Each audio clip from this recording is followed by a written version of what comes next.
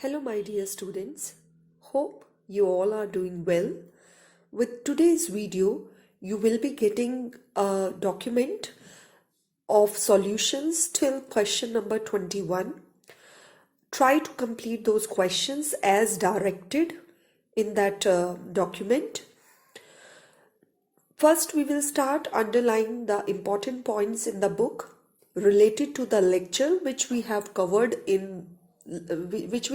last time. All of you remember that we are doing the topic moment of force. So we will underline the important points related to it. So all of you get ready with your book and pencil in your hand. Let us start underlining it.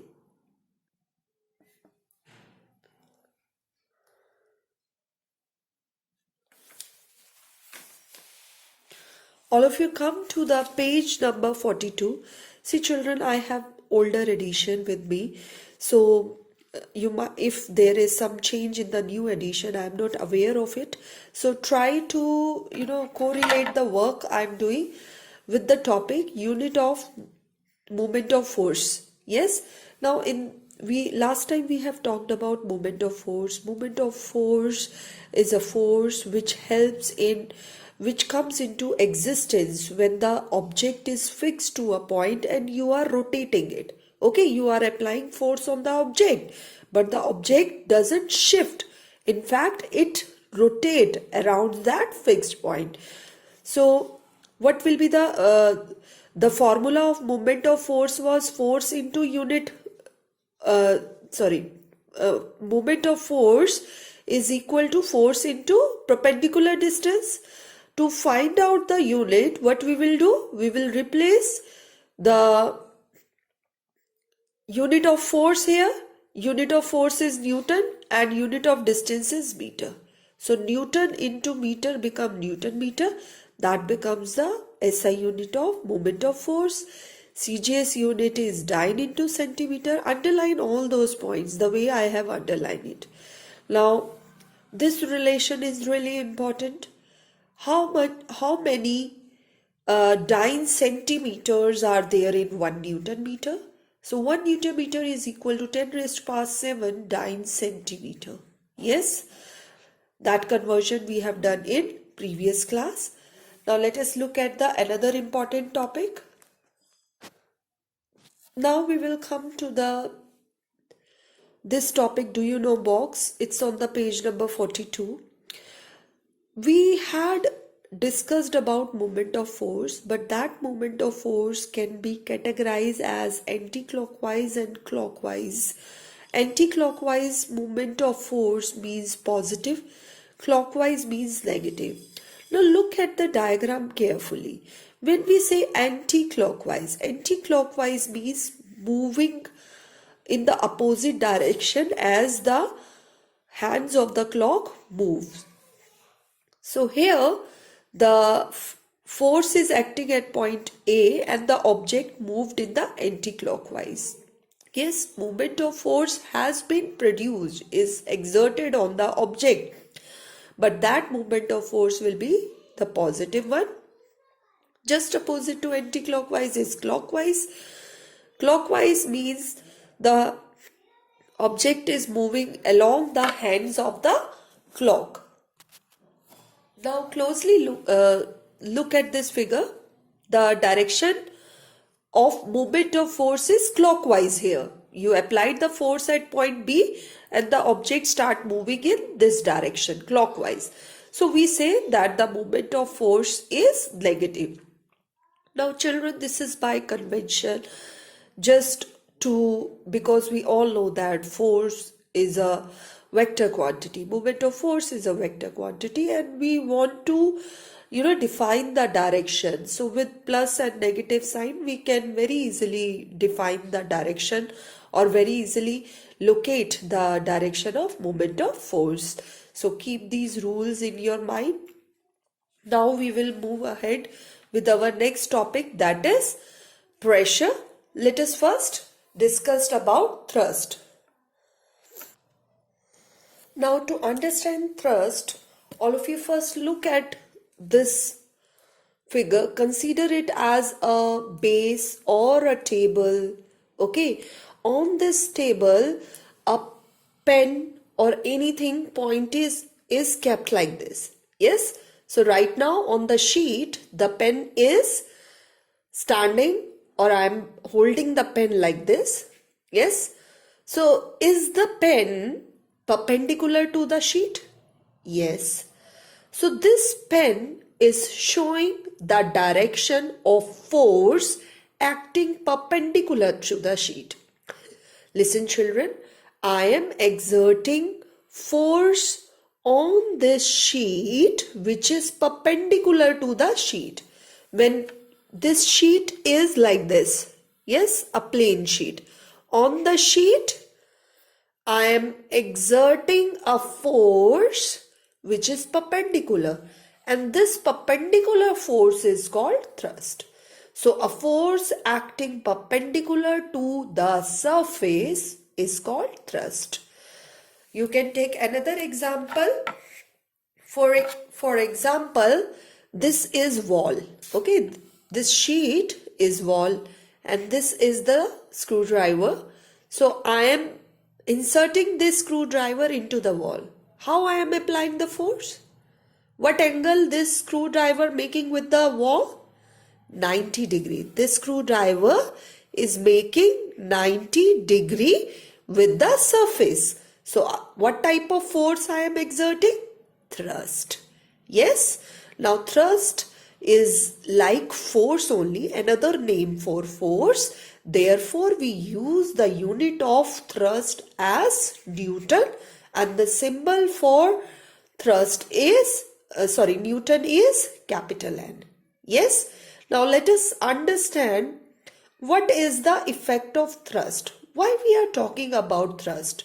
You are going to visualize different situations in which thrust is acting, but its effect is different on different surfaces. Now let us take an example of pen. All of you take out your pen. Now in this pen, let us observe the two ends. Now this is the pointed end of the pen. Yes, pointed end means less area. Here area is very small. Yes. Now let us look at the back side of the pen. Look at this surface, this circular surface. Is it having same area just like this needle? No. Area is bigger. Now keep your palm and put this pen on your palm. Okay, try to exert small force on it.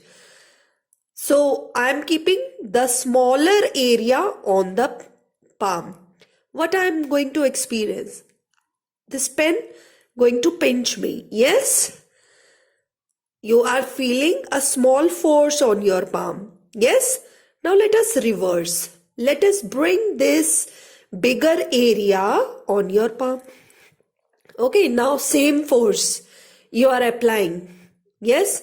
Is this pen hurting you now? No. Why this is not?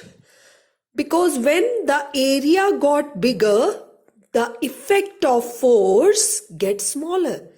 Means the force which you are exerting, its effect get reduces and you don't get hurt.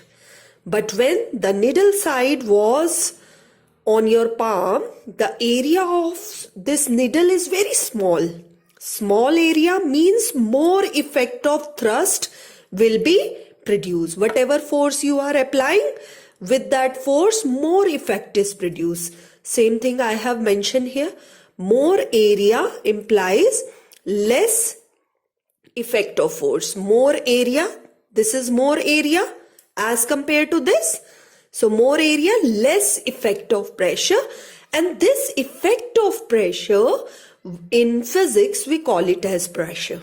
Yes children, so you can say that more the area, less pressure is exerted on the object. Yes, and if it is a less area, And if less area is there, that implies more effect of thrust. Less area. This pointed needle has less area.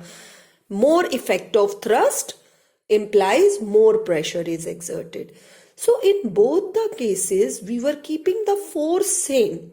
But what we are visualizing, what we are feeling, what we are experiencing that when we increase the area, less efforts are required, less pressure is required, okay, to do our work. But when the area is less, more pressure is exerted. Now let us take the example of this screwdriver. Now if I tell you to put this side into the wall, do you think this side will be able to get into the wall, or a clay, or any thermocol sheet comfortably?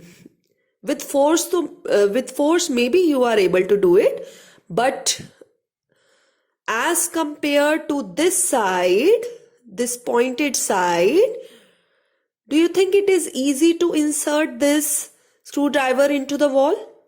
No. Why? Because just now we have learned more area. This surface has more area. More area implies, more area results into less effect of force. Less effect of force, or less pressure also you can say. So because of less pressure, the object does not get into the wall easily. But when you reduce the area, when it is a pointed side is there, area of contact with the wall is very small in this case. So with this small area and same force, you are able to have more effect of thrust. Means more pressure is exerted on the wall, and this pointed side get into the wall very easily, or get into the surface very easily. Same thing I have depicted here. Here I have an iron nail. Whenever we want to put iron nail into the wall, what we do? We always use pointed side. We never use the head of the iron nail. Why? Because the head of the iron nail has more area and less pressure is exerted on the wall, and we can't insert that iron nail easily. So if we want that with the same force, more pressure should be produced. More pressure should be produced in which case? When area is reduced. When area is small. Yes, when area is small, in the case of pen also. These things can be easily inserted into wall or thermocol sheet or cardboard sheets because they are pointed. Yes, pointed means less area. Less area means more effect of thrust or more pressure is exerted. Yes. Now, whenever we have thrust area together, we are getting a quantity called pressure. This expression can be used to define pressure. Pressure is thrust per unit area. In symbol form, we will write down in this way: P is equal to F by A, that is force upon area. If we try to find out the unit of pressure, the unit of pressure will be, in place of F put Newton, in place of A put area. Area unit is meter square. So here we will write down meter square. Newton meter square is not used as we are giving honor to the scientist. There is a scientist Pascal. On his surname, we are giving the unit to the pressure. So what is the unit? Which unit we use for pressure? Pascal. And the symbol for Pascal is capital P, small a. Yes, children? Now we are going to watch a video where you will observe different situations where area is different and pressure is different. You will observe that in the case of knife, we use the sharp edge of the knife because sharp edge has less area, so more pressure is produced. In case of camel, where broad feet are there, so broad feet means more area of contact and less pressure is exerted on the sand and the camel can walk easily. So let us go through the video and Thrust and pressure. When you fix a poster on a bulletin board, you need to press drawing pins with your thumb. You apply force on the surface area of the head of the pin, which is directly perpendicular to the surface area of the board. The force acting on an object perpendicular to the surface is called as thrust. Thrust is a vector quantity. The unit of thrust is same as the unit of force, that is Newton. A body always exerts a force equal to its weight on any surface supporting it. The effect of this force on the surface depends on the area on which it is spread. That is why when you stand on a loose sand, your feet goes deep into the sand. But on the other hand, if you lie down on the sand, your body does not go that deep into the sand. In both the cases, the force exerted on the sand is the weight of the body, yet its effect is different in both the cases. Why is that so? When you stand on the loose sand, the force that is the weight of your body is acting on an area equal to the area of your feet. When you lie down, the same force acts on an area equal to the contact area of your whole body, which is obviously larger than the area of your feet. We see that the effect of force, thrust, of the same magnitude on different areas is different. Lesser the area, more the effect of the thrust. That means the effect of thrust depends on the area on which it acts. The physical quantity that explains the dependence of thrust on area is pressure. The thrust acting on unit area of the surface is called as pressure. Substituting the SI unit of the thrust and area in the equation, area of pressure is capital N divided by small m raised to the power 2. In the honor of scientist Blaise Pascal, the SI unit of pressure is called as Pascal, denoted by PA. The same force acting on a smaller area exerts a larger pressure and a smaller pressure on a larger area.